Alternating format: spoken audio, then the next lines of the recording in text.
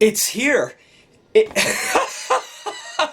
It's actually here. Alright, let's get this show on the road. Hey review family, keep it tight. My name is Jay Morris, the review guy, and I'm back again to bring you another video. And in this one, I'm going to be covering the new Kanye West album entitled Jesus is King. Chances are you've been following this. Chances are you understand what is up with this album. Surely you know who Kanye West is. He is one of the most infamous musicians and just figures in general of this generation. He has dropped so many great albums, College Dropout, and recently you have like his very introspective look into himself with Ye, as well as the extremely critically acclaimed and amazing album Kids See Ghosts, which cracked my top 5 in your list last year. Kanye is known for his antics. He is known for being off kilter, he's known for being off the beaten path, and doing things in an unorthodox way.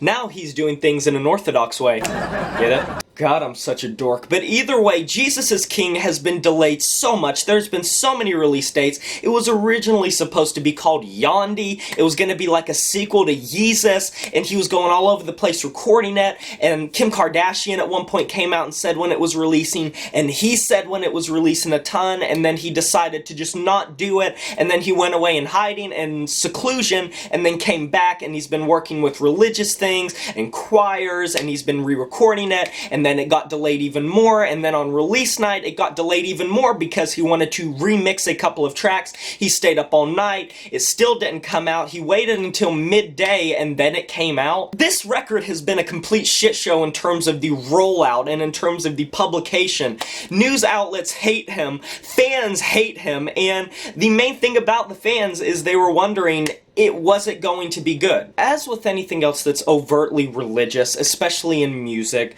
there's always that divide of people that don't necessarily believe in that belief, so they maybe can't enjoy the message or get the message as much as someone that does. Now, personally, I am religious. I don't usually bring that up because I don't really try to discuss politics or religion on this channel. That's not what this is about. But I do respect the messaging. But at the same time, even though I do personally believe in religion and a higher power, I don't necessarily like a lot of times a lot of just strict Christian music, because a lot of times the albums that I've heard in the genre kind of wear out what they're trying to do very quickly, and they pigeonhole themselves both instrumentally as well as lyrically, and it's been so overdone at this point that there's not that many interesting ideas that people really tell, and it's used as more of an extension of their faith as opposed to a unique musical experience. And it's weird for Kanye West, who has never been in this ballpark before, because what was he really going to do on this record? He obviously has had these beliefs before, but this is one of the first times he's really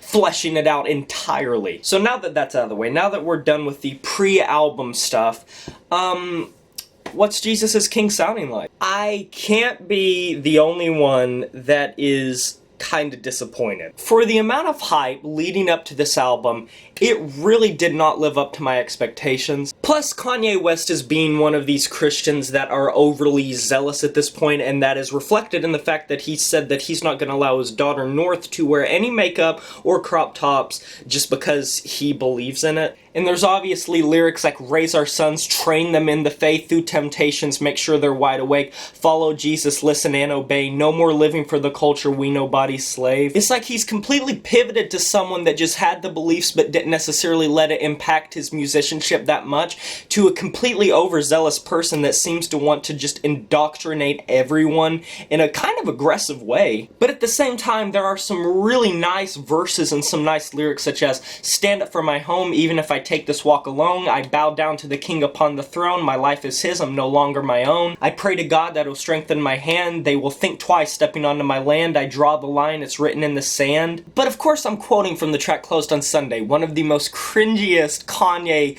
lines that I've ever heard in my life. Closed on Sunday, you my Chick-fil-A, you're my number one with the lemonade. It would be perfectly fine if Kanye wanted to make a gospel album, but he's trying to make a Christian hip-hop album that clumsily tries to pack in hip-hop elements into a gospel format. The track Follow God with the sample sounds like what Kid Cudi and Kanye West did on Kids See Ghosts, but just so much worse. The mixing on this track is just not good. For someone this expensive and having this much backing, this sounds really, really badly mixed. Everything We Need featuring Ty Dolla $ign and Aunt Clemens could have been a great track if it wasn't under 2 minutes long, and the choir parts are very lavish, the humming parts are very lavish, but it has a very, very basic trap beat behind it. And I don't care if you put something that's really good over something that's just really bad, you're still gonna have that taste in your mouth, or at least I do. But I don't want to sell this album short entirely. There are some decent moments, such as Water, which is very ambient, very atmospheric, very pretty to listen to. It has a nice vibe to it. It's kind of wavy, it's kind of psychedelic. The vocals are handled quite well on this track. God Is one of the best gospel-esque tracks that I've heard in a while. The instrumentation and the vocals and the way it all comes together and is orchestrated just sounds completely vibrant. It is bursting with energy, bursting with complete and utter passion. You can really tell he cared about this track. And even though Closed on Sunday I was ragging on it earlier, those acoustic bits in the verses are very nice, and the melodies he causes are very simple but effective. This album is intriguing, if nothing less. There are some decent tracks, but the fact that the production sounds this bad a lot of times, and the way he implements these rap bits with the gospel bits just sounds very sloppy, and I really do feel like we're gonna get a Life of Pablo type album. With how panicked he was to release this, it really goes to show that he was unprepared. Either that or his bipolarness is kind of acting up again, and he has that obsession going on where he's wanting to be a perfectionist. But if this is the final product, I mean, I don't think the hype really was worth it, and it did not live up to my expectations that much. Even though some of these tracks are nice and lavish and vibrant at times, I don't think it saves this album from being a very short affair and maybe Kanye West's worst album to date. I'm going to be giving this album a 6 out of 10. And that is a wrap. What were your thoughts of this new Kanye West album, Jesus is King? Go ahead and let me know in the comment section below. Maybe you liked it more than me. Be sure to like this video if you enjoyed it, subscribe to join the review family today, and smash that notification bell to be notified of my future uploads. You know who it is. My name is Jay Morris, the Review Guy, and I'm signing off saying farewell.